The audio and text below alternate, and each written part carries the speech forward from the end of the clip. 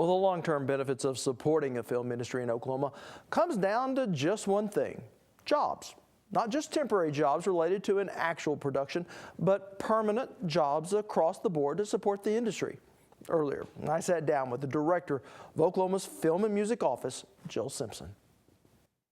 So Jill, it's awfully easy to get lost in the bright lights and the excitement of movie making, but there's also a very important economic side of it, and that is what your office really governs here in our state. Tell us a bit more about the economics of movie making in Oklahoma. Sure. You know, I think sometimes there's a misnomer that it is all about glamour and glitz and entertainment, but there is a very real industry side of it. They call it the movie business.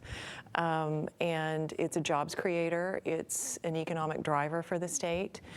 And I'll give you an example. Our rebate program's $5 million a year, capped at $5 million a year, administered after a project is in the can and they have met all the requirements. Then the state of Oklahoma issues a check based on the money they spent in the state. And for FY12, the fiscal year we're in, so far 6 films have qualified, tapping out that $5 million fund. Of those 6 projects, the total direct spend is going to be upwards of $15 million. So it's a 3-to-1 return on the original rebate money. If you then consider the economic impact number, which the Minder School of Business just arrived at by doing an economic impact study for the fiscal year 10, that multiplier number is 2.53. So 6 movies in 1 year, the impact is going to be well over right around $40 million. So that's big money for a $5 million rebate. That's a heck of a rate of return. Now tell me a little bit about how the rebate works. The people will get the money, and then what happens with it? What we do is we do a pre-qualification process. They have to know when they're planning their film that they're going to be able to get the rebate. So the money's set aside for them, pending them meeting all the requirements of the program, which are extensive. It's about 14 pages of guidelines that we keep on our website and provide to the producers. But what we're finding in 100% of the cases of the people applying for the rebate, they're independent films, which means they're usually $10 million and below, the budgets are. And the incentive is part of their financial equation. So they are putting together what we like to call a patchwork of financing, which could be coming from multiple sources, but they're figuring the rebate as part of the financing, and they're often having an entity cash flow the rebate to them on the front end. So the money's coming out of our pocket as the state of Oklahoma, going into their budget for making the film, which means they're paying salaries and procuring goods and services in the state, so the rebate's coming back into the state's pocket. It's not that somebody's taking the rebate and leaving the state as pure profit, going back into the project. And oftentimes creating and jobs in doing that. And that's where I really want to talk a little bit about. We've seen, or at least I've seen, a real growth in the number of people working in the industry here in the state. It's true, and the industry does create distinct jobs for the production work that's done on a film, but what it also does is subsidize existing industry jobs. I'll give you an example. There was a gentleman that did construction on a film called Yellow that shot here this summer, and he was able to hire people that he generally works with constructing houses, constructing restaurants in the state, and some of these people had been out of work for a couple of months, so he was able to put, for example, a trim carpenter to work for 6 or 8 weeks, working 60, 70-hour weeks. He tells a story that this person was able to go buy a new truck, which helps him to get to his job when he was having trouble with transportation before then. So it's not just the actual production personnel. It could be job security for somebody in hospitality services, whether it's hotel or restaurant, servicing the needs of the industry. So it runs the gamut. And the other point I'd like to make is that film is not unlike construction or oil and gas in that those people don't often have full-time employment either. It's full-time equivalent based on ebb and flow of work in the state. So we're much like those industries. We've been doing some stories with some young filmmakers. Is it fair to say that the lowering of the cost of technology, cameras aren't as expensive as they used to, have just gotten a lot more people into it, and people don't have to go to the East or West Coast to do film? It's interesting because when I was in college a long time ago, there were 8 of us, I think, in the film program at OU.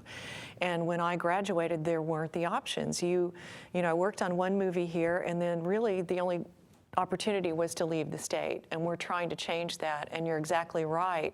As the cost of and availability of equipment, cost has gone down. It's readily available for people to get their hands on. They can shoot their own movie, they can edit their own movie, they can score their own movie for a very low cost, and it's changing the way movies are made. And one article I just saw recently, more movies are being made in Louisiana right now than California. The industry is decentralized, and especially at a time when incentives are being offered by the states, the films are going elsewhere. We're certainly seeing a lot of success here in Oklahoma, but I guess my question is, how do we see more success? Well, we have pre-sold the rebate for fiscal year 12, meaning that for the first time ever, all of the money's been set aside for films shooting this fiscal year. We will max out our $5 million cap and then some. What that means is that there will be a period of time in this fiscal year where we're not recruiting films and there are no films shooting in the state. That's a problem because that means our crew is idle. And at that point, they may be looking to go to other states to work. Well, if they leave, we're going to have a hard time getting them back. So I would say one of our biggest challenges right now is we've got to maintain our program, our incentives program, and try to grow it. And I realize it's tough economic times. At the very least, if we could have some kind of replenishment mechanism so that when we're faced with a situation where Warner Brothers calls wanting to do a Kevin Durant movie in Oklahoma City, we don't have to turn them away because we don't have rebate, because that happened to us over the summer, and they're shooting the film in Baton Rouge. About Kevin Durant. Oklahoma City Thunder. The Oklahoma City Thunder. Wow. Mm-hmm. Wow. Well, it certainly sounds like your office is doing something right, because we're seeing just a lot more films here in the state, though. A lot more films, and I will tell you that our economic impact numbers 5 years ago were roughly 11 million. They're hovering in the $40 million range right now and growing. So it is succeeding at its, our program is succeeding at its mission. It's fiscally responsible, it's transparent, it's one of the programs that works. And this is an industry that helps both rural and urban areas. Absolutely. We find that the rural communities are on an even playing field with the urban communities in recruiting a film to their area. And we have a map that we present to our lawmakers every year showing where we've scouted and where films have shot. It's all over the state. I mean, it's almost all of our 77 counties.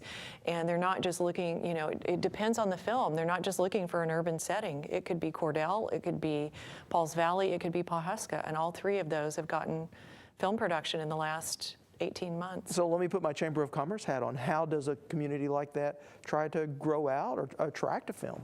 We have a new program as of January called Film Friendly, and we go out to different segments of the state. We've broken it up by region, and we do a full-day workshop with them, teaching them how to protect their interests, how to recruit a film, how to manage one when it comes in, how to work with the media and make it a success for their community.